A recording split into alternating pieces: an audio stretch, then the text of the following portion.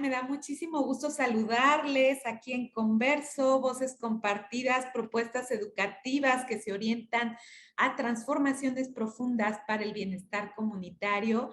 Y hoy tenemos a una experta maravillosa con una calidad humana, su profesionalismo, Diana Meléndez.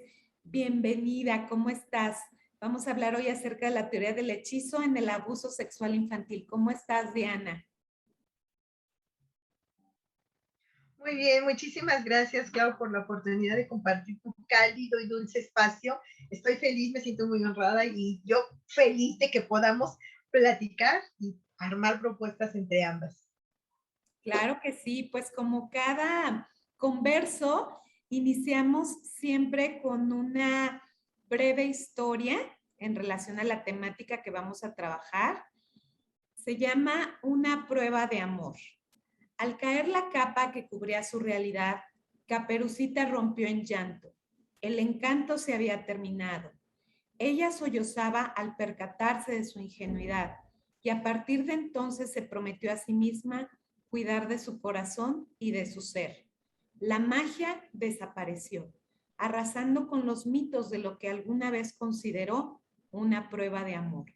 Y es que hay lobos que se visten de ovejas, pero también caperuzas que se ciegan ante las más evidentes verdades con tal de no vivir en soledad. Pues este es un pequeño cuentito de mi autoría porque me gusta mucho escribir, Diana. Es mi, ¡Ay, qué bonito! es Qué bonito, pero qué doloroso. qué doloroso y bueno, pues Diana, este tema que nos mueve tantas fibras, tantas emociones y tantas cosas a las que en algún momento hemos vivido alguna situación de violencia, pues déjame leer tu semblanza porque la escribiste muy linda, te pedí que nos platicaras de tu persona y la voy a leer yo, pero pensemos en Diana. Soy Diana, recién estrenada como abuela. En mi nieto de Miana encontré un amor que no puedo describir. También soy hermana, tía, madre y con un compañero de vida desde hace 38 años. Nos rompimos y nos volvimos a armar juntos. Mi motor de vida es la docencia, mi pasión, mi carrera.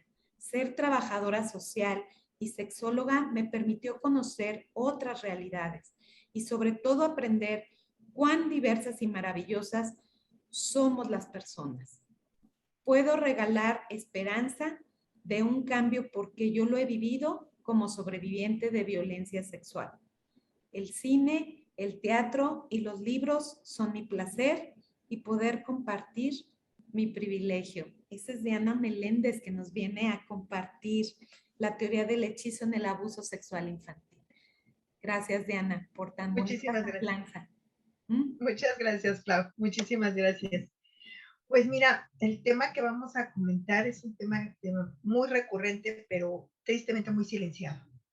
Claro, efectivamente, yo creo que precisamente con ese término, ¿no? De hechizo, cómo podemos primero ir desglosando esta temática, que nos des como una breve introducción de lo que vas a hablar y vamos a ir intercalando algunos comentarios.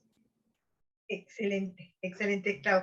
Mira, la teoría del hechizo es un tema complejo, como ya lo mencioné hace un momentito, y se inserta dentro del abuso sexual infantil incestuoso. La teoría del hechizo es una propuesta de Perroni, y este investigador empezó trabajando con niñas y adolescentes, e inclusive con mujeres, en donde encontraba algo que resulta muy escandaloso inclusive de escuchar, fases de enamoramiento de tipo romántico y erótico. Había una vinculación amorosa, pero también abusiva, pero también romántica, pero también de protección, y era sumamente confuso para estas mujeres, ya sobre todo y particularmente en la vida adulta, poder definir cómo había sido su vivencia incestuosa. Y entonces, a través de estos testimonios de estas mujeres, Perroni es que empieza a trabajar con esta propuesta y que nos dedicamos a trabajar con mujeres sobrevivientes y temas de prevención de abuso. Bueno, pues yo sí he encontrado desafortunadamente muchos testimoniales de mujeres e inclusive de hombres, que son los menos, pero también ocurren, en donde ellas y ellos te dicen, es que él no quería lastimarme, ella no quería lastimarme, me amaba y me cuidaba. Entonces, eso es parte de la teoría del hechizo. La teoría del hechizo, de hecho, Perroni la define como un estado de trance prolongado, por eso le llama hechizo, una suerte de hipnosis no convencional, donde la niña o el niño es convencido y la palabra sí acomoda, aunque a mucha gente, muchos terapeutas les genera conflicto, si hay una fase de seducción donde el niño y la niña son literalmente seducidos. Pero cuando hablamos de seducción, siempre vamos a tener como este imaginario colectivo que está relacionado con una cuestión simplemente coital o erótica. No, la seducción se da desde diferentes espacios, de diferentes ámbitos, y el niño o la niña que han estado siendo incestuados, particularmente por la figura que representa al padre, no necesariamente tiene que ser el padrastro, en la mayoría de los casos que yo he encontrado ha sido el padre biológico. El padre biológico quien ha generado esta diada incestuosa, y que las niñas, en el caso, me voy a referir en el caso de las niñas, van a generar una serie de sentimientos muy confusos. Y particularmente en la adolescencia suele ocurrir que el hechizo se rompe, porque la niña se da cuenta que ya no es una niña y que lo que pasa con papi no le pasa a todas las niñas. Sus pares, en la retroalimentación que se tiene, empiezan a relatar otras historias y es cuando la niña, ya con sus redes externas, puede empezar a salir de este trance y es cuando se percata que lo que ocurrió no es normal, que pensar que se va a casar con su papá, dormir con su papá, que el papá la llene de regalos, que el papá la llene de atenciones, que la cuide de que no tenga novio, de que no tenga amigos, no es normal. Claro.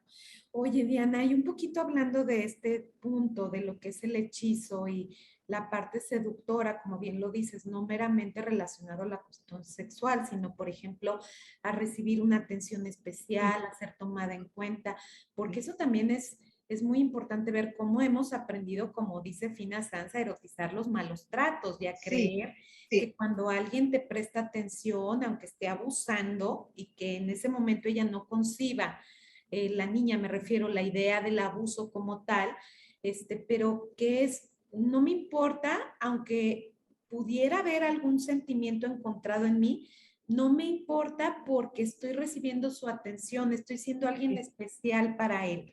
Entonces, ¿cómo nos ha lastimado a las mujeres esta visión de los mitos del amor romántico, como entender que el que te presten atención, aunque sea de una forma agresiva, violenta, abusiva, es mejor a ser ignorada? Sí, hay una normalización de las violencias, Clau, y yo creo que eso lo estamos viendo desde ya hace varias décadas, en donde todas las cosas que ocurren y que nos han ocurrido por décadas en el cuerpo de las mujeres están basadas en discursos. Mira, inclusive a veces soy un poco extrema, pero a mí no me gusta el stand-up. El stand-up tradicional no me gusta, yo veo el stand-up feminista, porque en el stand-up siempre va a haber burla hacia ciertos grupos, hacia las mujeres, a las personas con algún tipo de discapacidad, hacia los homosexuales, hacia las lesbianas, es decir, por alguna categoría social que las personas sean percibidas desde fuera como diferentes. Y entonces cuando una hace el análisis de todo lo que tiene que ver con los chistes, con las bromas, ay, es que a ustedes ya ni siquiera se les puede decir un piropo, espérame, yo no te lo pedí.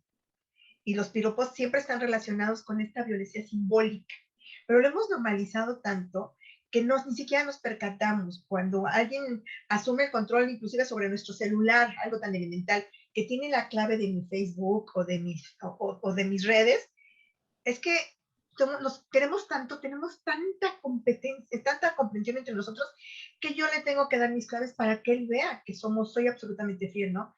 Y yo le pregunto a esa chica, y él te das a las suyas, ay, no, yo no se las pediría. ¿Y por qué tú sí se las das a él? Ah, porque le preocupa mucho cuando yo ando en la calle y le tengo que mandar mi ubicación exacta. ¿Por qué? Para que él sepa que estoy bien. Y si quieres saber si estás bien, ¿por qué no te fue a dejar al sitio donde tú ibas? ¿Y por qué no te recoge? Es que no tiene tiempo, pero así se siente más tranquilo. Entonces, hay una serie de discursos donde nosotras las mujeres, en este mito del amor romántico, invisibilizamos las violencias, las normalizamos y las hacemos parte de estos introyectos culturales, en donde es absolutamente natural que tu pareja, tu novio, tu marido te cele, te condicione tus amistades, que controle tu ropa, inclusive tu risa. Tenía yo una consultante que se reía de una forma deliciosa. Te lo juro, tú la escuchabas reír y te contagiaba. Me dices que no me debo reír así, porque dice mi novio que soy una vulgar y una escandalosa. Y entonces ella empezó a dejar de hacerlo y se tapaba la boca para reír. Cuando se reía abiertamente y decías, no, dejes qué risa tan contagiosa tenía esa chica, pero como el novio todo el tiempo estaba haciendo esta violencia emocional sobre ella, es que te ves vulgar. Es que de qué te sirve ser abogada si eres una corriente, mira, te ríes como se ríen las prostitutas, ¿no? Y entonces ella empezó a creérsela que era una mujer muy vulgar. Es que tengo que cambiar mi forma de ser. Y como, ¿por qué tendrías que cambiar? Es que a él no le gusta. Yo creo que tiene razón. Entonces hay tanto convencimiento que tú terminas por creerlo. Una mentira que se repite muchas veces se vuelve una verdad. Si tú a una persona le repites continuamente y estás trabajando con ella desde lo más perverso de la mente, le vas a convencer que es gorda, que no es valiosa, que tiene el hombre que tiene a su lado no es nadie, y etcétera, etcétera, etcétera. Hay una película muy viejita, yo soy amante del cine, ya lo mencionó Clau, y el cine a mí me ha permitido, aparte de que soy comentarista de cine, tengo el honor de pertenecer a la Cinemateca Pedro Cerolo de Madrid y he participado en mi género y en algunos espacios de cine. A mí me parece que el cine puede ser una excelente herramienta educativa en todos los espacios, porque hay temas muy complicados que no se pueden abordar. Por ejemplo, este que estamos hablando, Clau. Fíjate que hace hace unos 7 años aproximadamente, tengo un muy querido amigo, un doctor en antropología social, y estábamos en la ENA, en la Escuela Nacional de Antropología, y entonces él tiene un coloquio que se llama Sexualidades Prohibidas. Entonces, bueno, yo el tema de teoría del hechizo tengo ya algunos años trabajándolo y se lo propongo. Y me dice, pues aventémonos, porque el tema era fuerte, porque yo le puse a mi ponencia el vínculo erótico afectivo en la teoría del hechizo, padre e hija. Y entonces unas compañeras que no estaban viendo la ponencia, pero que vieron el programa y leyeron solo el titular de mi ponencia, pues que nos toman la página y que nos dicen que estábamos haciendo apología a la pedofilia y que yo era una delincuente. Bueno, no sabes qué escándalo se armó, hasta memes nos hicieron. Entonces, bueno, yo tuve que subir mi tesis de maestría, mis cédulas profesionales, etcétera, para que quedara claro que yo no era así como una defensora de la pederastía ni del incesto. Y yo me cuestioné mucho. Después Raúl Arriago y yo nos reíamos mucho de los memes que nos sacaron, porque decían, pues hacían burla, ¿no? De que las compañeras brasileñas habían criticado y hackeado la página de la ENA, pero no entraron en la ponencia. Entonces, estos temas se vuelven sumamente dolorosos porque son muy reales, son muy reales. Y hay una película, es una película muy viejita de Berman, que se llama Gaslight. Hay dos versiones, a mí me gusta mucho la de Berman.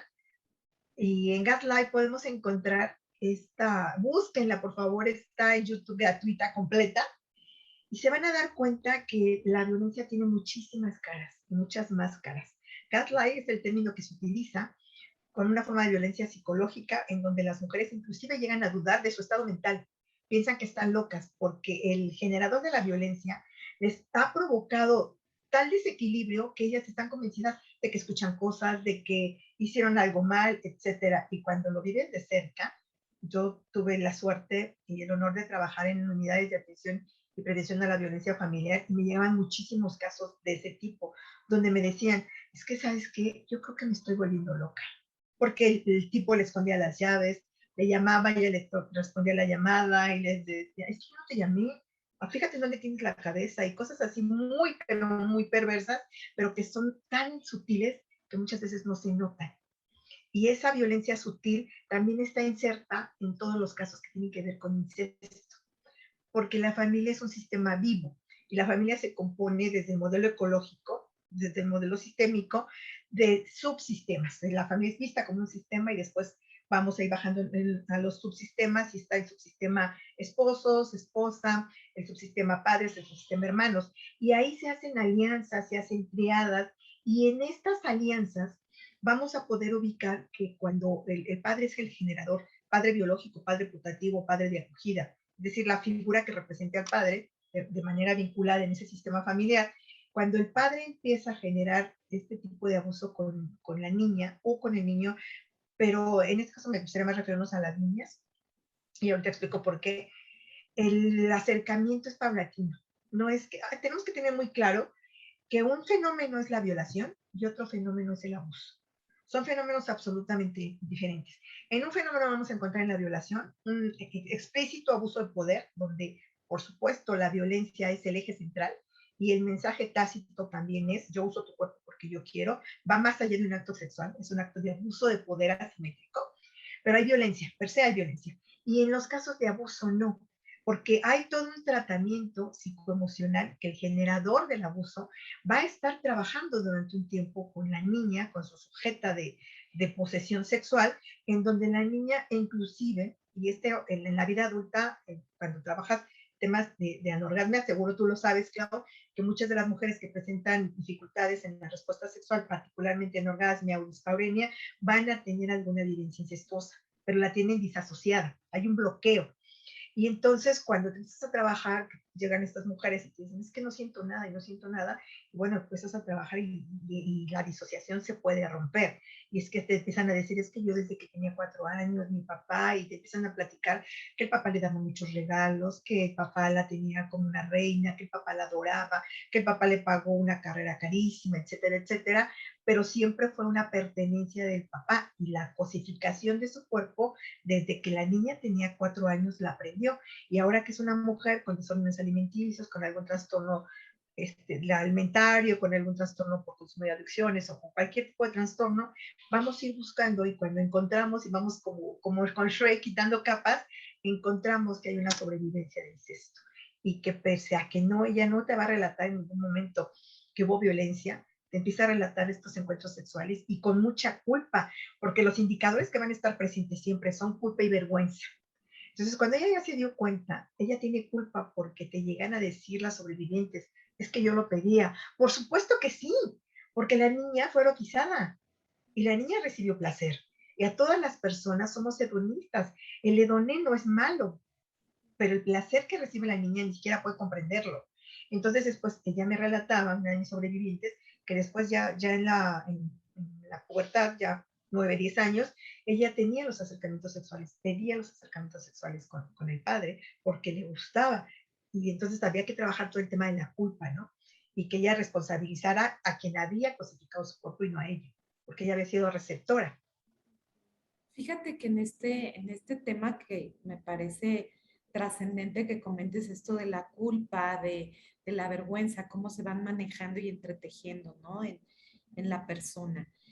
En esta situación, yo te comentaba hace un rato, cuando yo he trabajado en algunas casas de acogida de niñas embarazadas, generalmente las mandan del Hospital Civil, yo estoy acá en Guadalajara, las mandan del Hospital Civil y obviamente como se dan cuenta del abuso, meten pues a la cárcel, ¿no?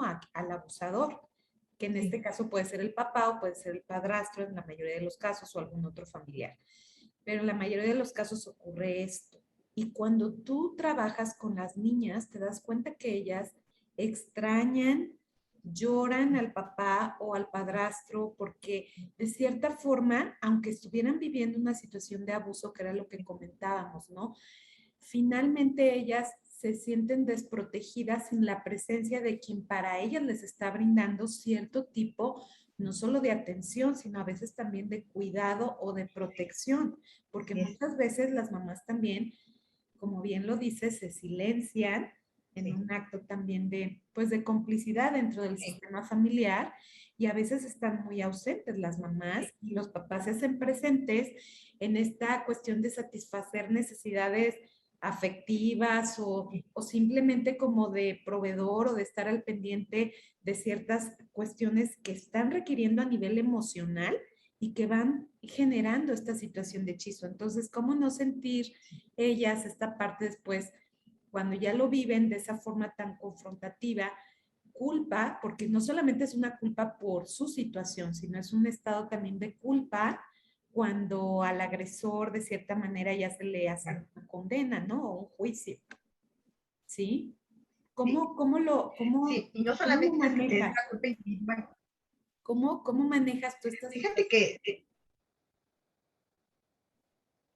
en estos casos hay un peso exorbitante en las sobrevivientes, porque en el momento en el que el secreto es develado, porque Una de los ciclos más importantes del abuso sexual es el secreto. El secreto es la primera forma de abuso que existe. No se lo vayas a contar a nadie. De hecho, quiero recomendarles un pequeño cortito, dura 12 minutos, está libre en YouTube. Se llama Elefante sobre una telaraña. Es un cortito español que nos habla desde el principio hasta el final de la teoría del hechizo. Los 10 minutos están plasmados en la teoría del hechizo. Y es estremecedor, de verdad es estremecedor. En esos 10 minutos terminas con el dolor de estómago. Y con las sobrevivientes, el tema se vuelve muy complejo, porque si alguien develó el secreto y no fueron ellas, porque vamos a encontrar que hay diferentes momentos en el fenómeno incestuoso, podríamos ubicar, por ejemplo, la teoría del hechizo en la tercera fase, que es entrampeamiento y acomodación. Se oye muy fuerte, pero de hecho las niñas se acomodan al abuso. Este tipo de vínculo ya se hace parte de la cotidianidad de la relación con el padre. Y como además ella ya sabe que tiene que guardar el secreto, entonces ya la niña ya está entrampada. Y también ya se acomodó, ya se volvió parte de la dinámica, inclusive de vinculación psicoemocional, no solo erótica, porque la niña no comprende que su cuerpo ha sido cosificado, no entiende que le han quitado cualquier tipo de derecho. Y entonces hay de hecho se crea el síndrome de indefensión aprendida cuando ya son adultas, porque ellas te relatan que muchas veces no dijeron nada a pesar de que se dieron cuenta porque no había nada que hacer. Y la sensación de desesperanza es enorme. Entonces hay que trabajar terapéuticamente con ellas. Primero el descubrimiento de la culpa, que ellas le responsabilicen a la persona que ejerció la violencia contra ellas de la violencia. Y después que trabajas el descubrimiento de la culpa, la vergüenza no es tuya, pero hay que trabajarlo. Bueno, generalmente podemos hacerlo, en mi caso he sido pues, varias veces exitoso, responsabilizar al generador, y yo no les llamo de otra manera porque, mira, si nosotras victimizamos con el lenguaje, y el lenguaje tiene símbolos, a los pederastas, a los pedófilos, etcétera, vamos haciendo un espacio de criminalización. Y entonces las personas pueden pasar a ser víctimas. Entonces, cuando le dominamos generador de la violencia, le estamos dando la responsabilidad, porque recordemos que la violencia es un fenómeno aprendido, y por supuesto que la violencia también. Y hay un imaginario colectivo en donde pareciera que el generador de violencia sexual incestuosa tiene una enfermedad mental, es adicto, tiene algún trastorno, fue abusado, etcétera, etcétera, etcétera. Y eso es absolutamente un mito. Es un mito.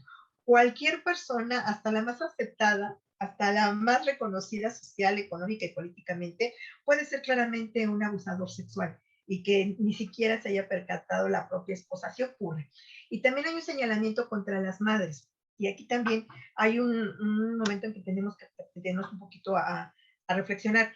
Muchísimas veces la mamá se dio cuenta de lo que estaba ocurriendo, pero muchísimas de las veces la mamá también ha vivido un montón de violencias. Vamos a ver este caso estremecedor que tuvimos hace un par de años de esta pequeñita, Fátima, que se vio acá en Ciudad de México, que la chiquita fue sacada por una vecina y la llevó con el depredador. Aquí sí es un depredador terrible, y este hombre la viola y después la mata, ¿no? Y ella tenía 3 hijos. Ella ya había hecho varias denuncias por violencia, ya había solicitado medidas de precaución, de medidas para que la ayudaran. Sus hijos también habían sido abusados por el padre, y entonces ella vivía en un estado de indefensión absoluta. Entonces, cuando tú estás fuera del fenómeno, difícilmente lo puedes entender. Y entonces nos cuestionamos, ¿y dónde estaba la mamá? Sí estaba, pero hay que conocer el caso, porque aunque el fenómeno sea el mismo, cada caso tiene su propia génesis. Habrá mujeres que tienen absolutamente indiferencia por la situación que está viviendo sus hijas o sus hijos, y que aunque lo sepan, si viven de una manera cómoda, porque también he tenido ese tipo de casos, pues voltean el rostro mientras a mí no me falte mi casa, mi coche, etcétera, etcétera, todos estos bienes económicos, pues yo me guardo silencio y aquí no ha pasado nada, ¿no?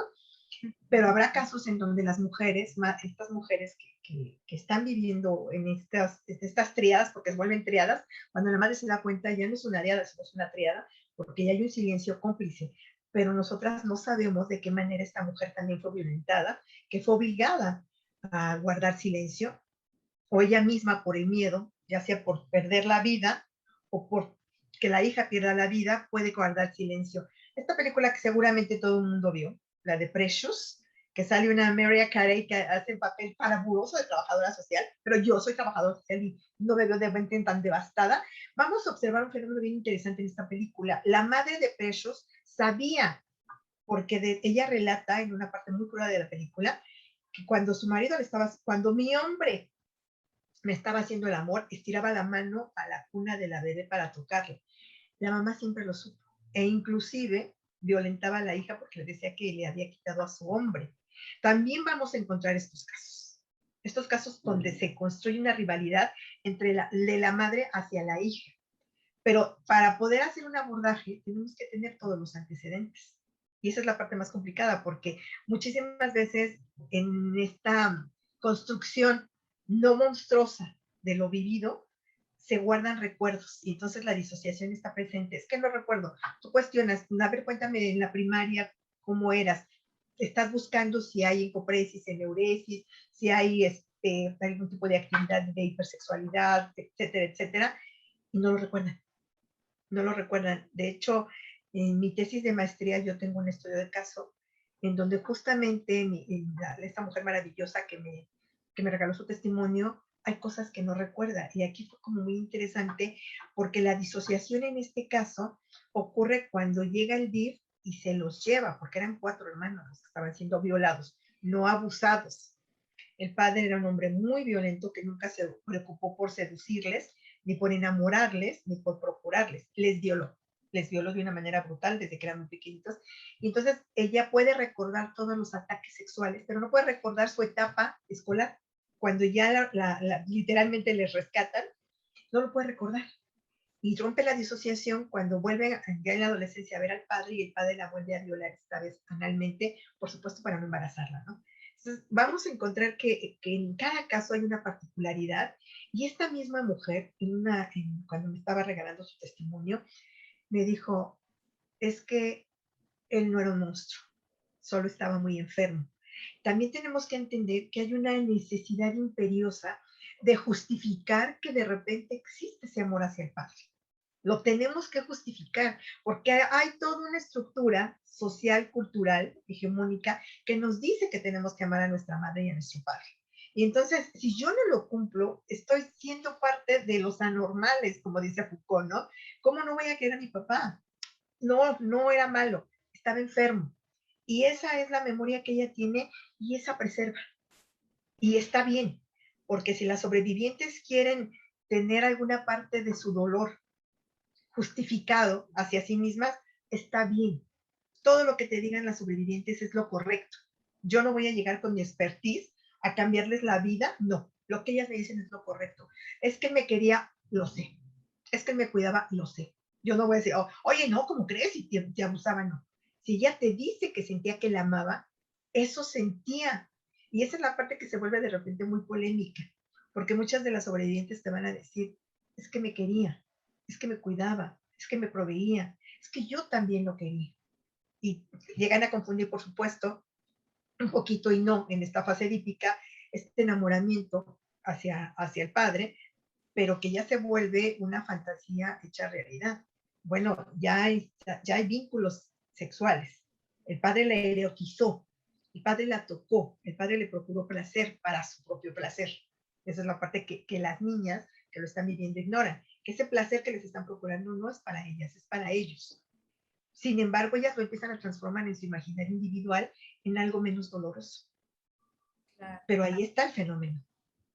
Fíjate, Diana, qué interesante que comentas esta visión, ¿no? Cómo también la madre vive estas situaciones de indefensión aprendida por estos aprendizajes socioculturales, cómo también efectivamente a veces el justificar ciertos actos, pues tiene que ver con una compensación también de la persona a nivel emocional y como Claro. lo dices, no somos nosotros quien para emitir un juicio ni tampoco para querer entender una situación en la que nosotros no estuvimos presentes, como pensar en que cada persona hace lo mejor que puede con los recursos que tuvo en ese momento, con su estado emocional que tenía, con las fortalezas con las que contaba y con los aprendizajes también que tuvo, ¿no?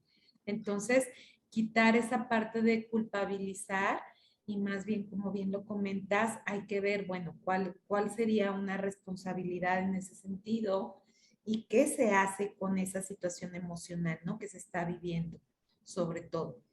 Y pues un poco hablando de esto, nos hablabas de ciertas etapas dentro de lo que era el hechizo y nos estuviste describiendo la de acomodación.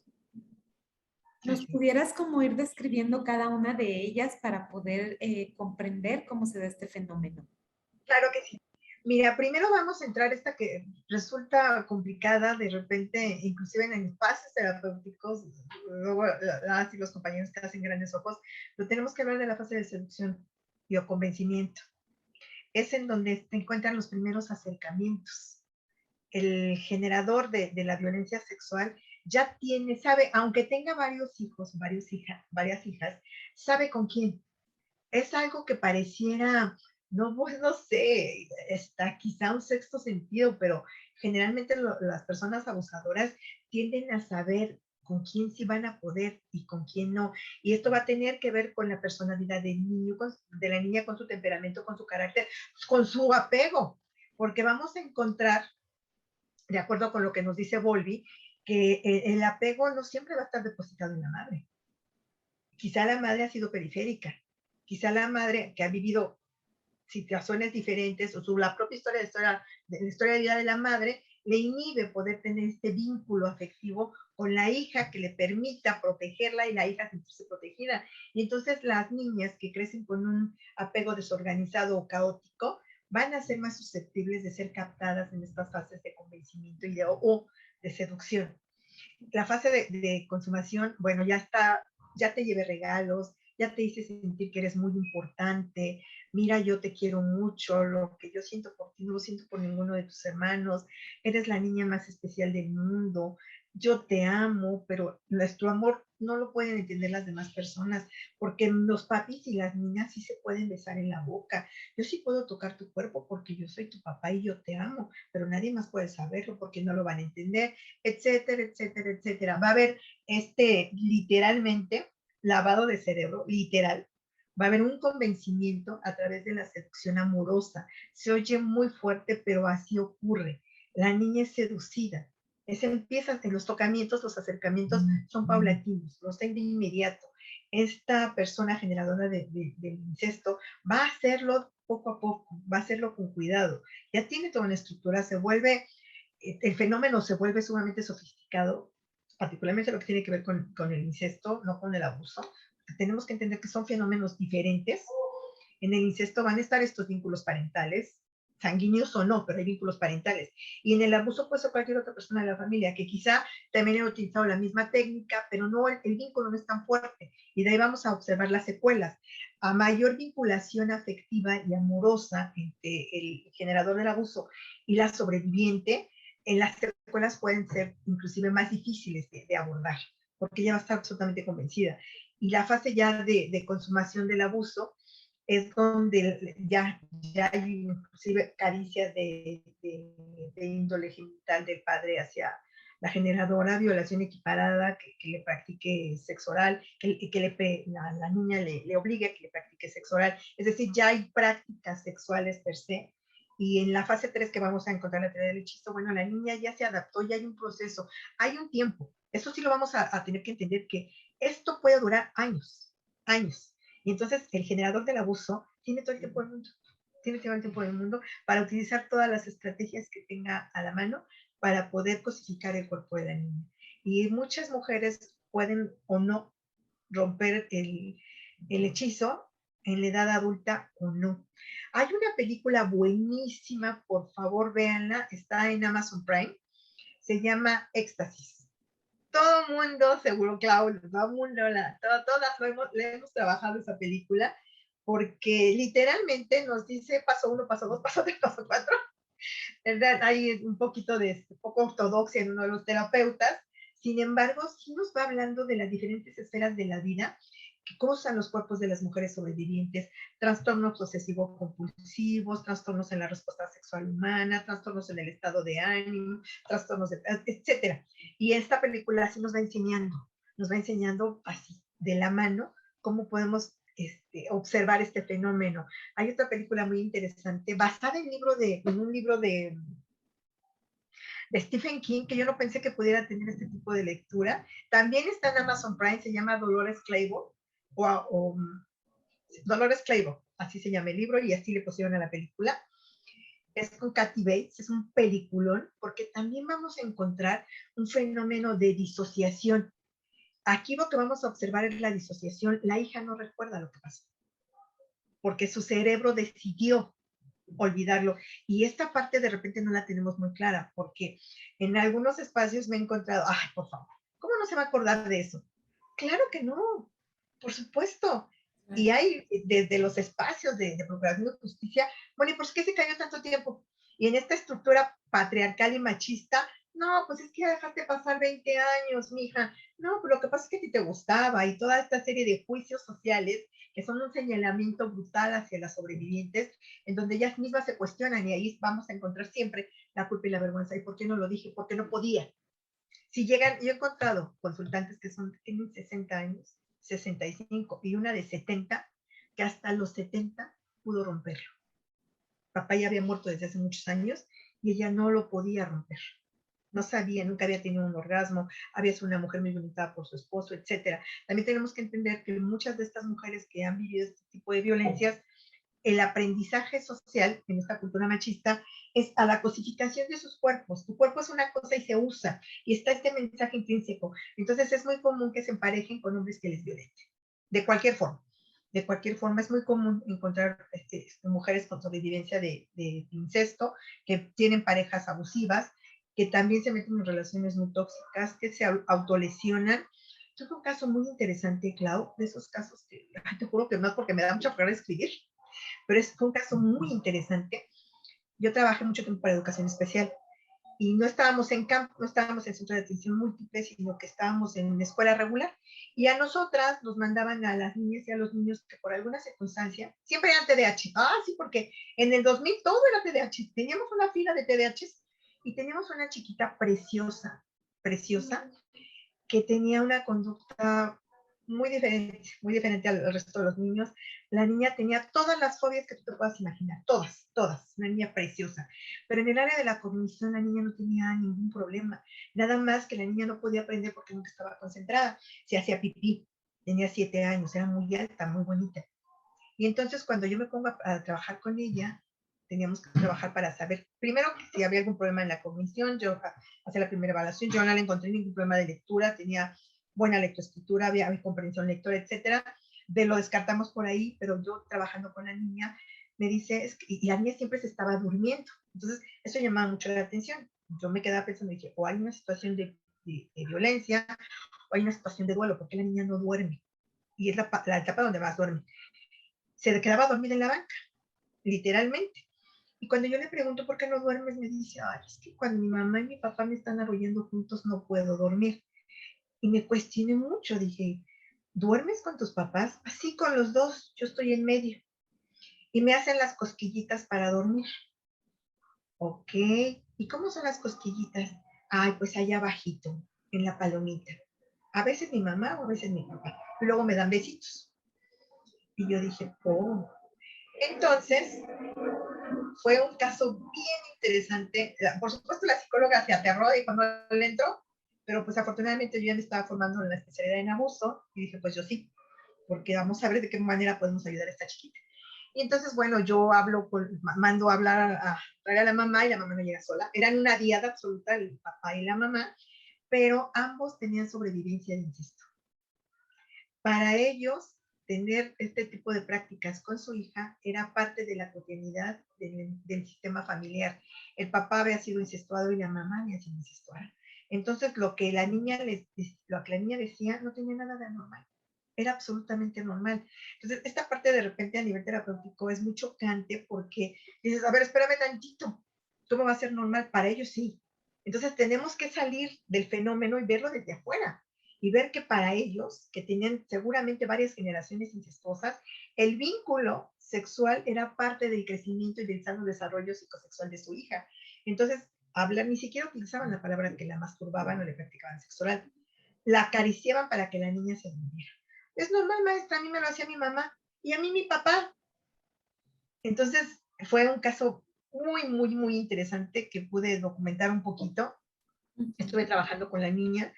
Los papás, y después hubo una situación muy confusa ahí porque el papá me empezó a mandar flores y bueno, fue una cosa de, hay de acoso con el papá, pero en cuanto a la niña, se trabajó al interior del grupo para primero que la niña fuera aceptada, porque la niña ya tenía la enuresis, le estaba provocando el aislamiento social de sus pares. Claro. En todo el recreo, en todo el salón, la niña estaba en un rincón y también la maestra la estaba aislando. Entonces hubo que trabajar sensibilización. Solamente en situaciones muy importantes se les tiene que comunicar a los maestros, tampoco para que los pobreten, a las pobreten a las niñas. Ay, en cambio, ¿sabes qué? No quiero que me la papaches y me la consientas, trátala como a las demás niños, solamente dar un poquito más de tu atención, porque lo requiere. Y entonces, el que la niña pudiera entrar en el espacio de socialización de los pares ayudó muchísimo. Ayudó muchísimo a la autoestima de la niña dejó de hacerse pipí. Cuando no puedes hacer nada desde fuera, era muy difícil porque mi ámbito de intervención era dentro de la escuela. Yo no podía trabajar terapéuticamente con ellos. Entonces la escuela se vuelve este factor protector. Y en la escuela lo que sí logramos fue que la niña fuera aceptada, que a la niña se le diera un trato digno dentro de la escuela. Y con los papás era complicadísimo, ya nadie quería trabajar, acercarse con ellos. Bueno, fue un caso uf, de esos que te encuentras uno en miles, donde estos papás, para ellos el incesto era parte del vínculo afectivo. Nosotros le hacemos esto porque la amamos. ¿Y tú cómo cambias esa realidad que a estos papás les costó 35, 40 años construir? Imposible. No traemos ahí la varita mágica para cambiarle la realidad a nadie. Lo que puedes hacer es cambiar el entorno para que la niña esté más fortalecida, particularmente en la autoestima. Cuando la niña empezó a sentirse parte de un grupo, la niña las fobias fueron bajando. Ya no gritaba si veía una hormiga, ya no gritaba si alguien chiflaba. Todas las fobias de la niña empezaron a bajar. Inclusive ya participaba en educación física, ya no se ponía tan nerviosa, porque cuando la pasaban al frente se ponía muy nerviosa, y era cuando se orinaba. Dejó de ocurrir.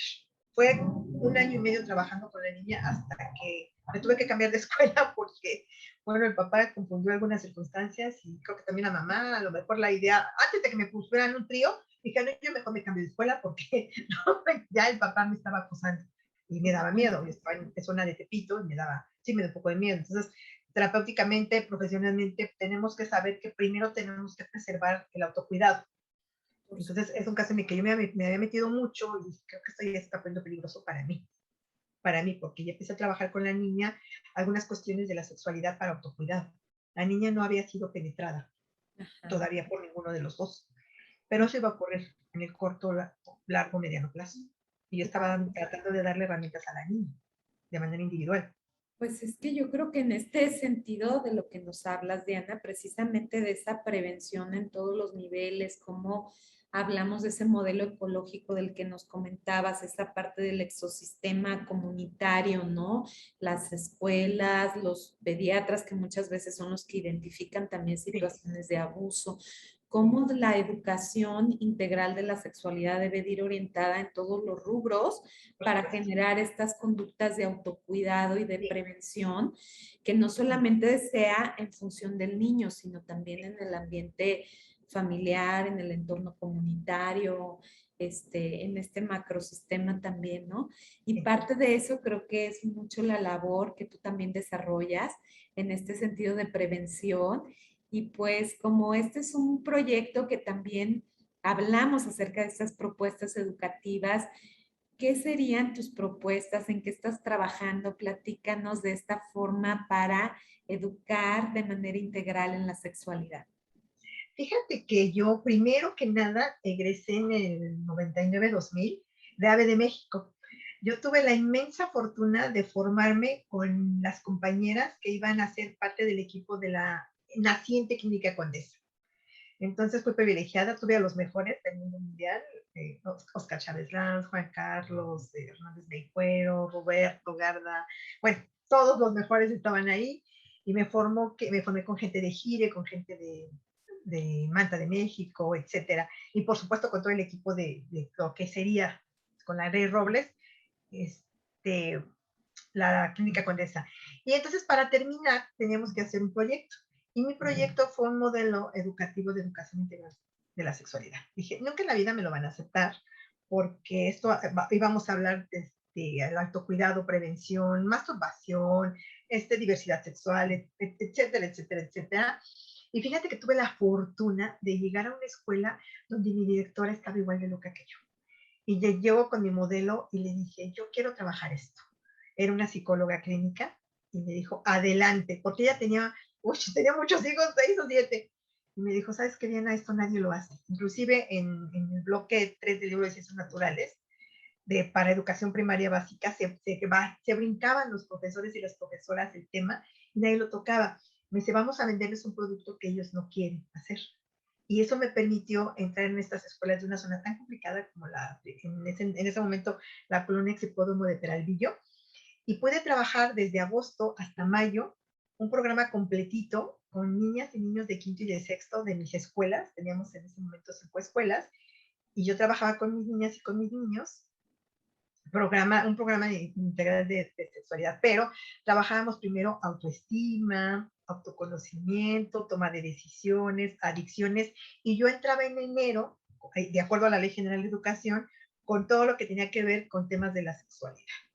Entonces, bueno, con la Ley General de Educación en la mano, yo hice el proyecto, y fíjate que es una de las satisfacciones personales y profesionales más grandes que he tenido en la vida, porque también tuve la suerte de encontrarme con unos profesores con una apertura impresionante, se quedaban a la clase. Bueno, imagínate, tengo mis VHS donde las mamás trabajan en los 3 espacios, padres, madres, sobre todo madres, profesores y profesoras, que fue la parte que más trabajo me costó, y niñas y niños. Y tengo todavía mis VHS, mucha gente no va a saber que es un VHS, pero es un cassette donde se grababa con una cámara, donde tengo a mamás de esta zona, de la Exipódromo de Peralvillo, teníamos un taller de uso erótico del condón, y me mandé a hacer todavía no teníamos todos los libros que hay ahora, pero yo me mandé a hacer uno de madera, que yo creo que el modelo fue un negro porque medía como unos 20 centímetros, y ahí tienes a las mamás acomodando el condón,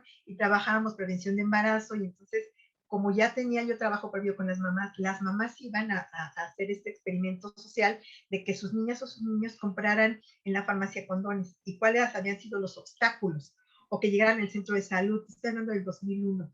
Eso lo estuvimos haciendo del 2000 al 2003. Y fue una cosa muy padre que después yo ya no continué porque me cambio de escuela, me voy a una escuela para niños con hipoacusia, y el no contar con el lenguaje de señas me dificultó mucho, mucho el trabajo, ¿no? Pero después, bueno, ya yo empecé a trabajar en el Politécnico, ya a nivel medio superior, y retomé muchas de las cosas, pero ahora ya con chavos y chavas más grandes, ¿no? Pero yo sí incluía, porque pareciera que ahora con esto horrible que se nos vino del PIN parental, que les vamos a dar cosas del Kama Sutra, ¿no? Entonces hay como un montón de desconocimiento, y que muchos padres, madres de familia se dejan llevar por lo que no conocen, y les pasa como a mí con mi ponencia en la ENA, con las compañeras brasileñas, que no tienen ni la menor idea. Por eso siempre es como muy importante que podamos trabajar desde los 3 ámbitos. Madres, padres, profesores y profesoras, y niños y niñas, porque si no hacemos ese trinomio no hay manera, porque tenemos que empaparles de información. Ahora que ya es ley que se dé educación integral de la sexualidad en las escuelas, pues mandaron a los profesores, a las profesoras, pues ahí como el borras. Muchísimas de ellas no tienen la formación, no tienen los elementos, y entonces van a empezar a dar una información distorsionada, de acuerdo a sus propias historias, porque recordemos que aunque tengamos la profesión que sea, nuestra historia de vida está cruzada en nuestra psique y en nuestros cuerpos. Y si a mí me enseñaron que es malo masturbarse, por supuesto que yo lo voy a transmitir. Si yo tengo muchos tabúes en torno a la sexualidad femenina, por supuesto que los voy a transmitir, porque son parte de mi historia y que están cruzados en mi profesión y en mi andar. Entonces, poder trabajarlo de manera multidisciplinaria, yo creo que es lo más eficaz cuando yo trabajaba con mamás y papás prevención de abuso. Por lo menos en cada sesión me salían 3 o 4 mamás con sobreviviente de abuso. Entonces, imagínate, hace poquito estoy trabajando también con un grupo de chicos gays, y estaba dándoles yo herramientas sobre prevención de abuso. Y de ese grupo de 21 chicos, entre los 22 y los 40 años, 3 habían sido violados de una manera brutal, chicos gays, ¿no? Y entonces todavía prevalecía este pensamiento mágico donde me dicen, a lo mejor por eso me hice homosexual. Y con mucha vergüenza. Es que me jaló este señor y me llevó al mercado y mientras yo estaba esperando a mi mamá. O sea, te cuentan cosas muy dolorosas y que todavía están cruzadas por estos mitos y estos estigmas. A ver, espérame, no.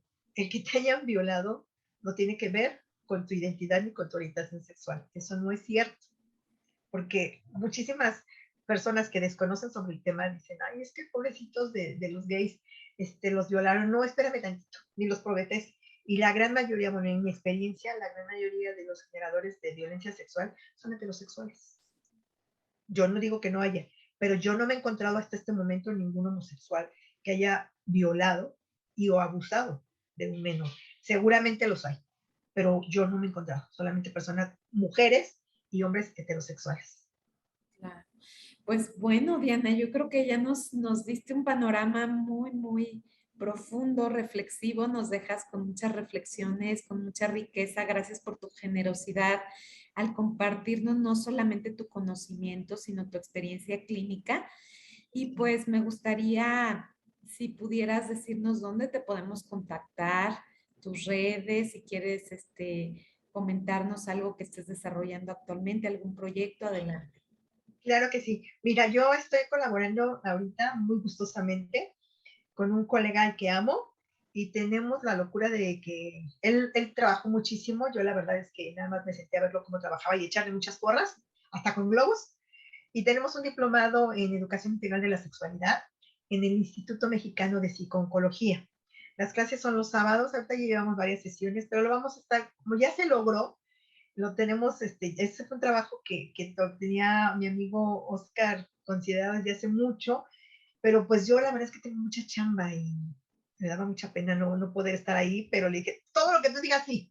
Entonces, bueno, él con gran esfuerzo logró que nos lo aceptaran, un diplomado, ya lo estamos dando, y bueno, hablamos de todo lo que tiene que ver con la educación integral de la sexualidad. Por supuesto, trabajamos prevención de abuso, trabajamos género, trabajamos erotismo, trabajamos todo lo que tiene que ver con educación integral de la sexualidad. Y estamos en el Instituto Mexicano de Psicología. También doy clases ahí. También colaboro en el Centro de Educación Continua de la Escuela Nacional de Trabajo Social. Estoy colaborando con unas colegas maravillosas guatemaltecas y generalmente, bueno, no tienen costo. De hecho, vamos a estar el 8 de septiembre hablando del estado pedófilo. Vamos a hablar de la pedofilia como un problema social. Y por ahí lo pueden encontrar en mi Facebook, lo vamos a hacer en Zoom abierto. Yo solamente tengo correo electrónico y un Facebook. Tengo en mi Facebook es Diana Meléndez Rojas y mi correo electrónico es D de dedo, L de Laura, M de mamá, R de Rosa, 0383 @gmail.com. Fíjate que no soy muy de otras redes porque queda muy traumada. Por favor, chequense un documental que está en Netflix también, El dilema de las redes sociales. Échenle un vistazo, por favor, porque también nos va así como a alertar un poco qué está pasando con nuestros niños, porque qué tan son capaces de hacer para un like. Y sobre todo ahora en estos tiempos pandémicos, la cantidad de tiempo que los niños y las niñas pasan con teléfonos inteligentes y que han tenido acceso a la pornografía resulta muy peligroso. Porque en este país, tristemente, el primer acercamiento de los hombres hacia la sexualidad está situado en la pornografía, lo cual les da una visión absolutamente distorsionada de lo que es la sexualidad. Creen que tienen que tener un pene enorme, que tienen que eyacular como 3 litros y como a 3 metros. Y quien no lo hace, entonces ve trastocada su masculinidad. Por eso es tan importante que sigamos trabajando. El día 4 va a haber muchísimos eventos, por favor. Por todos lados búsquenos, es el Día Internacional de la Salud Sexual, por favor. Por todos lados va a haber eventos. Yo tengo que dar varias clases ese día, pero voy a estar al pendiente de todos los eventos que va a haber, porque tenemos que seguir hablando de estos temas. México sigue ocupando vergonzosamente, de acuerdo con la OSD, el primer lugar en abuso sexual infantil. Tenemos también el primer lugar en embarazo infanto-juvenil, pero no se dice que este embarazo infanto-juvenil está correlacionado con temas de abuso sexual infantil incestuoso. Es de lo que no se habla, pero tenemos que abrirlo. Es un fenómeno que está ahí desde hace mucho. No es que ahora se han incrementado, no. Es un fenómeno que tiene muchísimo tiempo. Inclusive vamos a encontrar la historia de Lot y sus hijas en el Antiguo Testamento de la Biblia, donde hay una relación incestuosa después de que Jehová manda a quemar Sodoma y Gomorra, y estas hijas, pensando que ya no hay más hombres en el mundo, emborrachan al inocente de Lot, y una se sube primero y otra se sube después, y ahí empieza la genealogía del Antiguo Testamento. Entonces, encontramos que los temas que tienen que ver con el abuso sexual, con el incesto, han estado ahí siempre. No por nada Levi Strauss le llama el primer tabú, ¿no? Igual que Freud. Pues Diana, muchísimas gracias por esta visión tan generosa tuya y este compartir. Y pues fue un placer compartir contigo este converso. Nos veremos muy pronto. Recuerden buscar Facebook Claudia Hernández, mi canal de YouTube Claudia Hernández Madrigal y este proyecto que se llama Converso para mostrarles distintas propuestas educativas para el bienestar comunitario, generando estas transformaciones profundas, con esta conciencia y con personas responsables en la parte profesional y en la parte también humana. Muchas gracias, Diana. Al contrario, muchas gracias. Les abrazo con mucho cariño a todas, a todos y a todes. Muchas gracias. Gracias.